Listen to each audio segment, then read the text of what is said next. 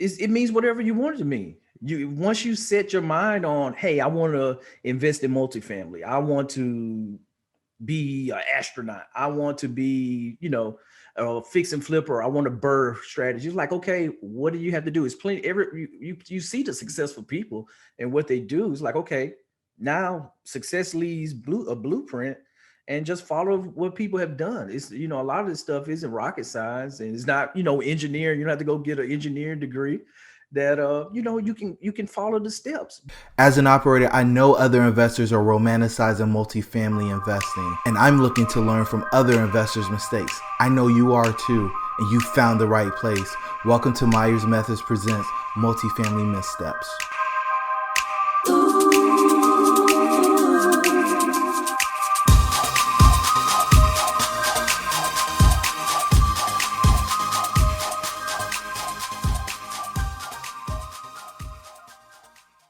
Hey everybody, and welcome to Myers Methods Presents Multifamily Missteps. I'm your host, Jerome. You guys are in for an amazing one today. I got my man Johnny in. Johnny, where you? You're like down on the Gulf Coast. Where you? Like Louisiana, Alabama? Where you at? So we operate, used to be in Florida. We still do fix and flips. I got that business going in Panama City, Florida, but now I'm in Northern Virginia, Leesburg, right Whoa. outside DC. I missed the whole thing. I thought you were down Louis. Okay. Panama City, that's still the Gulf Coast. I'm on the wrong state, but we on the Gulf Coast. So, I think I saw you on one podcast, maybe two, but you coming to the Myers Methods audience. You coming to the pack today. You got to give an introduction. I appreciate you coming to the Mid-Atlantic Multifamily Investor Conference. I really hope you enjoyed that, and glad to continue our relationship on the backside of that, my brother. So do me a favor, tell the listeners a little bit about you and your journey. Yeah, most definitely, Jerome, and honored to be here today, man. And but yeah, coming by way of active duty Air Force, been doing that now, coming up on 16 years now, August 21, and kind of picked up real estate along the way. Started dabbling in the single family homes. Did our first fix and flip project in 2015, and it was a side business. I was the type entrepreneur. My dad had his own repair business growing up. I had car wash. Would get my refund check and go buy purses and wholesaling stuff on campus, and had a lawn service. And so I always was an entrepreneur at heart, got my degree, been doing the Air Force thing, but it got to the point where is that, you negotiate large $1 million contracts and your check's the same. And I'm like, I built this skill set. And if I was in corporate America, the bonuses and all that kind of follows that type of success. And he was like, hey, we like real estate. We got a couple rental properties. We've been buying foreclosures, and boom, we did the fix and flip. Brought the project management skills into that, and we were doing good. A couple flips here and there, one behind another. And then 2018, Hurricane Michael hit about 3 weeks after I got home from a 6-month deployment, and I had been working on my business all during that deployment, and got back was kind of down and out about it. Hey, I was ready to hit the ground. We're buying more birds, and we're gonna get into multifamily. And then it was like this Category 5 hurricane set us back. But I think it's ET that said, when you go through adversity, it sets you up for success. It's always an opportunity when you're going through some type of adversity. And it was opportunity. Now you had houses that were just totally dilapidated, and everybody's looking to sell as is, and be done and pocket the insurance money and go on with their lives. And so it really worked out well for us, whereas that we were able to do 9 projects in 2019. 2020, we did 4 more and bought our first multifamily property, an 18 unit there in Panama City in the middle of the pandemic. And now we're kind of grown. I partnered up with some good guys, and and looking to continue to grow in the multifamily space going forward here in the future. Man, so what markets are you buying?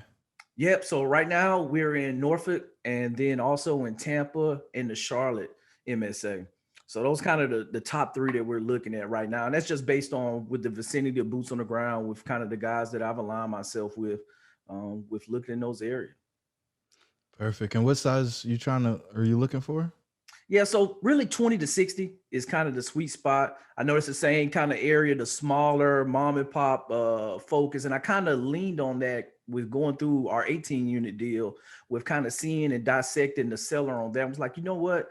a lot of the industry and the education piece is pushing, the big 100+ deals, the professional deals with on-site management, which comes with a whole lot of more scrutiny and a lot of costs when you start looking at the expenses and everything involved. That were like, hey, but there's a wave of baby boomers that own these properties, that manage them, that's looking to cash out here in the near term. It's like, hey, let's focus on these people and provide value to them, and at the same time picking up discounted assets that we can turn over and execute a good business plan and add value to them, to our residents, and to our investors. Love it. Love it. Got clarity. Got the markets he's in. Ladies and gentlemen, reach out. If you got a deal, who knows? Johnny might be able to help you put it together. So, with that 18 unit, everything went perfect, right? You did your business plan, you did your pro forma, and everything happened exactly as you planned for it to happen, right? No, we had a couple bumps along the way. It went pretty smooth, but I think for us, the biggest misstep was the time frame with the assignment of benefits. So with this one, we actually took over an insurance claim with the property. And so this prevented or allowed us to not have to bring in another additional 50K or so a renovation to the deal, because the insurance claim would pay us off. And so we did assignment of benefits. They gave us the insurance policy. This was unique because the property was comprised of 4 quadplexes and a duplex, and they had individual insurance policies for each building. So 2 of the buildings had already been turned over, and the duplex, and then there was one that was lagging. And this was kind of their motivation factor, because it had been a year plus since the hurricane, and they still were dealing with this, and they were just tired. They both had other businesses, and this wasn't their priority, and it had suffered with the contractor kind of walking off the job. When he left, he took everything with him, including his laptop. And so the owner had no clue what was going on with the project, because he was 3 hours away, and it was a hot mess, in which we knew we had to come in and manage that. And we literally, man, it wasn't until July of this year, a little bit over a year past our closing date, that we actually got the checks from the insurance company to make us whole, to take those 4 units over. And so they've been down the whole time. We had initially estimated that it was going to probably be about 4 or 5 months, and it ended up going almost over a year before we could kick off on the renovation for those 4. So did you lose? Do you have like what is it called? Loss of income protection on the policy, so you could still like get money for the rent, or did you guys just have to eat the So vacant with units? that, so they it was both. And it was the funny thing about it, even while we were going through the adjudication, check this out, the seller hit me. So they were still working with the insurance company. They still were working to get loss of rent from the period of time from February to June before we bought it. And so the assignment of benefit was clear at closing that, hey, all those benefits from the claim transferred to us. And so this was to the tune of $10,000 of lost rent that they were asking for post closing from the insurance company. And my wife, I went back and forth. I brought it to my partner on the deal, and we were like, yeah, what should we do? And I signed a check and was like, okay, cool. He was straight up with me. He was like, this we had put in up until the closing date, and there's a remaining 10,000 that's left that you guys should be able to claim past the June date from when we transferred the title and the purchase happened. And all in all, it worked out well. We got right at 40,000 for the bill back for the 4 units, and then additional 10,150 for loss of use. And so it worked out. We were amenable, and the thing was the insurance company was hesitant. They go like, well, you guys figured out, I know you got assignment of benefits. And so they put the seller, myself, and the contractor that he initially had signed his rights over to onto the checks. And yeah, so I had to stay above board and kind of negotiate and work and be somewhat savvy, because hey, I need to help him and help me, because I knew at the end of the day he was gonna have to sign off on all these other checks. And it worked out. They were good people, and no, nothing went sideways. Thank you, thanks to the Lord. And and we're moving forward. Wow. So break that down for me when you said you had to help him, help you, help. Like, how did Yeah, all that because work out? he got his check first, but we still were waiting on the 40K and the whether or not for them to say that they will allow us to get the loss of use. And so this was probably 2 months before we got clarity here. And so I knew this was coming. And so it was like, okay, if you're still working with the insurance company, you're having progress, because we changed adjusters 3 times. I'll go ahead and sign off on your check because I know that they're going to send the check back for my 40K. He has to sign too. And so I didn't want to have problems on that end. So and really with the spirit of it, he got loss of use for the time he was actually the owner of the property. So I really didn't have a whole lot of heartburn, and we hadn't projected for that. He didn't really take anything out of our pocket. So that was my mindset with being amenable and just moving forward and signing off on it. And it worked out. It worked out. Was there any risk for you if you chose not to take the approach you did of, just being a good person to work with? Yeah, we would have to go the litigation route and and bring the documents that the attorney had drew up and and bring lawyers involved and that the lawyers get you end up where you may lose 25-30% of that goes to lawyer fees. And so I didn't want to do that. That would have been the last last option for us. I wanted to kind of stay out of the legal way, and it worked out. We talked through it.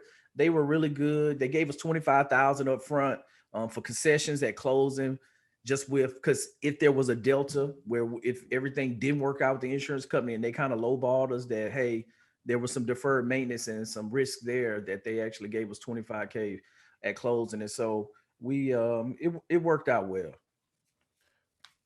Man, I mean, I'm trying to add up the numbers, but I ran out of toes, bro. How much is this all together? A lot of people want to be profitable multifamily operators but lack the knowledge, deal flow experience, and capital to be successful. They often try to overcome these challenges out of order, slowing or eliminating their ability to get their next deal done. We've developed a framework that allows them to gain the knowledge they need to find profitable deals. When they do, they create the time and location freedom, as well as the generational wealth they desire for their family.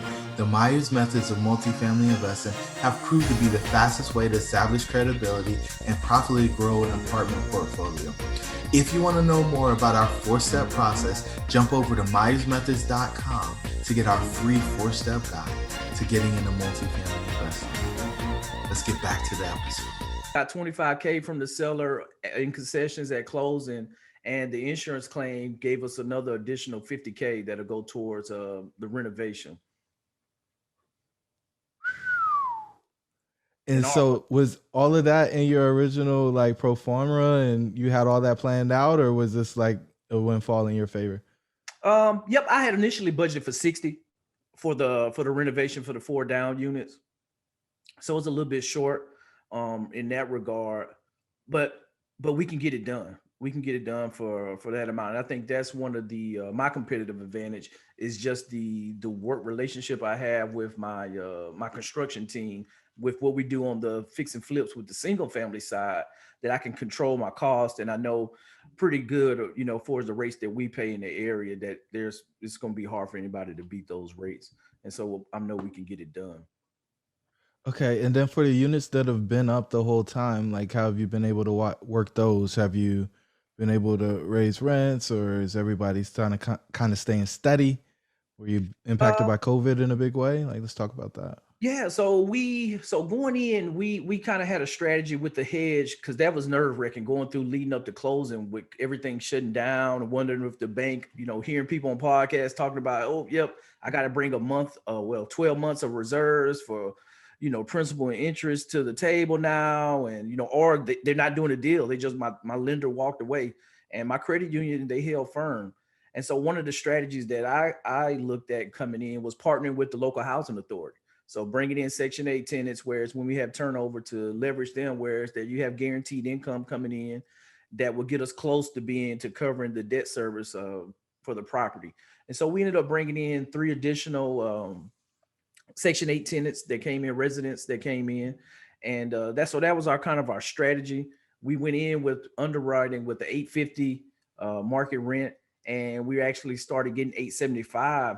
And for those units, also one thing that I did, and because I was a little bit more hands-on, I took over the first 5 months self-managing, that I started picking up washers and dryers off Facebook Marketplace and adding them to the units and marking the rent up $30.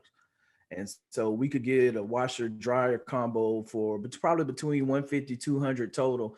And then we would mark it up $30 a month just to generate additional income there. Man, if that's not a hustle, I don't know what is. That's outstanding, man. You getting your money back in 3 months. Yeah. Yep, basically. And so that's kind of the, a nuance that I kind of wrinkled in there to just kind of push up the NOI. So Wow. Okay, and so what's the full business plan with this thing? You gonna hold it? It's a flip. Like, what's the game plan? it's a long-term hold. With this was my first multifamily. Had I read through Kim Taylor's book about how to legally raise money. And so she had a section in there about how you could actually do promissory notes or you could raise notes. And so I went that route because I knew I wanted to hold it long term. I love the area there. The Air Force is bringing in, I think, over $2.5 billion to rebuild the base that got damaged during the hurricane. So long term, it's a good play from that perspective. When in regards to the economy and the jobs coming through, and with the the Air Force committing 50 to 75 plus years in the future there, and we're about 6 miles away, so it's really good for the area. On top of all the tourism and other jobs, so I wanted to hold. And I saw that I could do notes. I have done promissory notes in my single family fix and flip business. And so I went out, got an SEC attorney, and was like, hey, I want to go ahead and do this. And he's like, hey, yep, I still recommend you do a PPM subscription agreement just to lay it all the risk out, make sure everything's clear.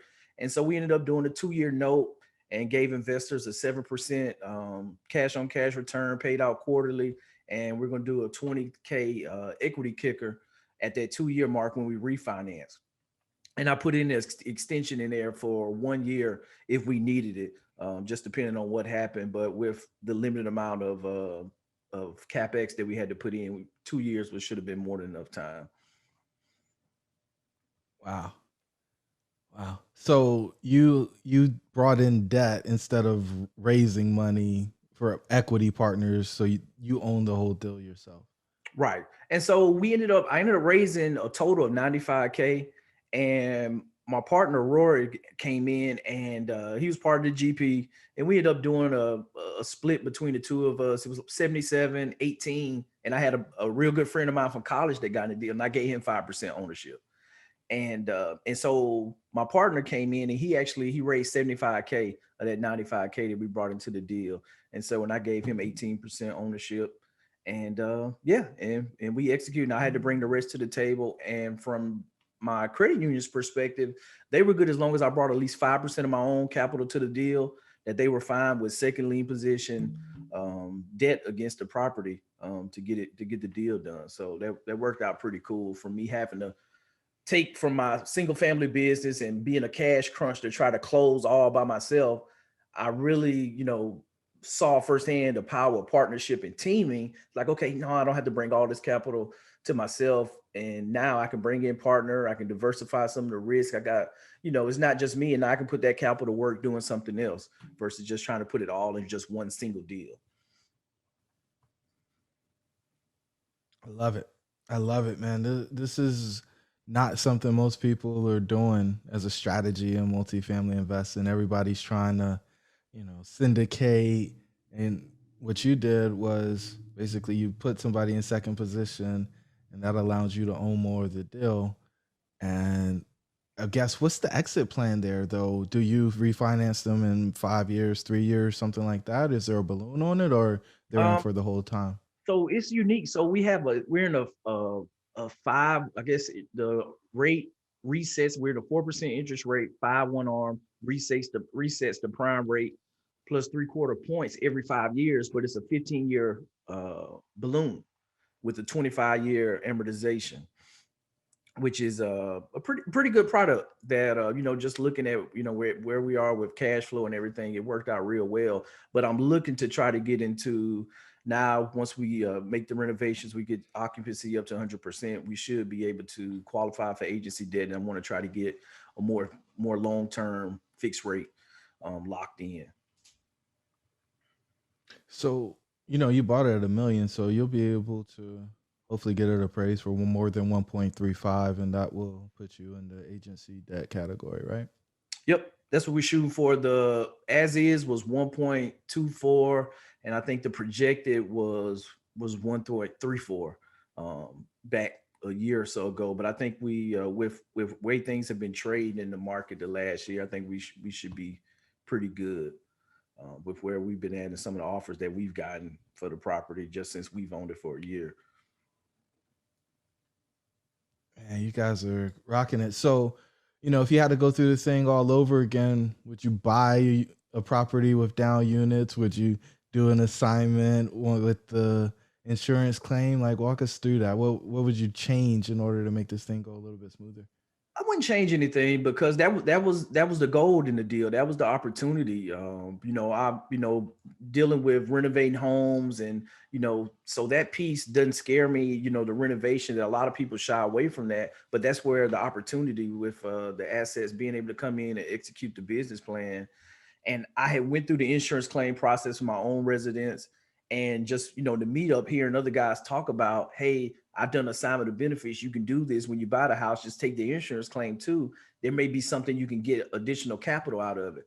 And I kind of implemented that strategy.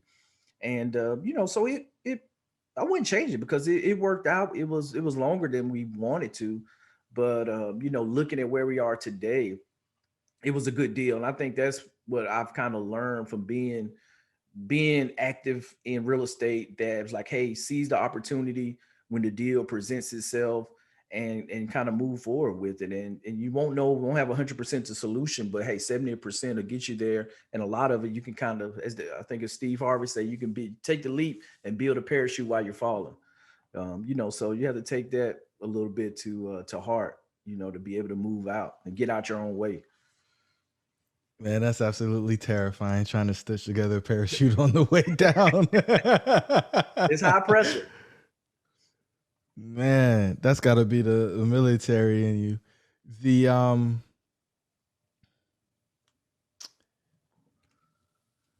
last question I want to ask you, my brother, is what words of wisdom do you have for our listeners?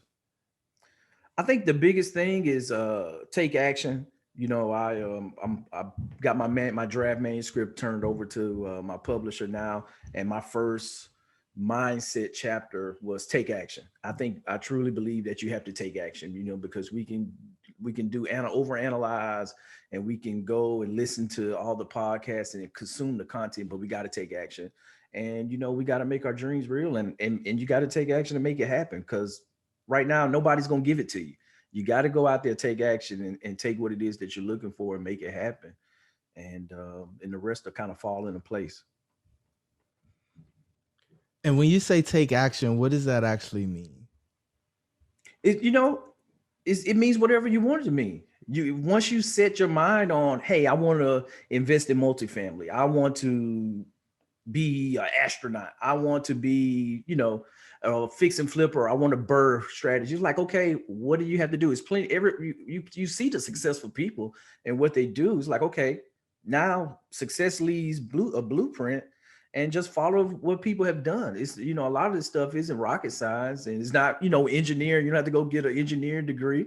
That you can follow the steps, but you just got to align yourself with the right people that can kind of navigate around. Like, hey, I fell in that hole. You might want to go around here. Don't go down that street, and you can get there a whole lot faster. But if you're just sitting on the sideline, you're never gonna make a shot. You got to get off the bench, and you got to get in the game. Get in the game, but play with some experienced players. That sounds like the summary to me. Yep, and listen to your coach. I know you can appreciate that, bro. It's really interesting, but that's why we charge what we charge, right? Because if the person chooses not to listen, it's like, how can you justify spending this much money and not actually following the guidance? Right. You're 100% right, Johnny. Super grateful we got this thing done. Glad to see you in the game. Looking forward to hearing you closing something in Tampa, Charlotte, or what's the last market? Norfolk, Virginia. 20 to 40 units. Ladies and gentlemen, come on, you got to connect with Johnny. He's a part of the pack. Until the next time, we'll talk to you guys soon. A favor, give us a 5-star rating, give us a review. and share this with somebody who's interested in multifamily investing. Until the next time, the pack is with you.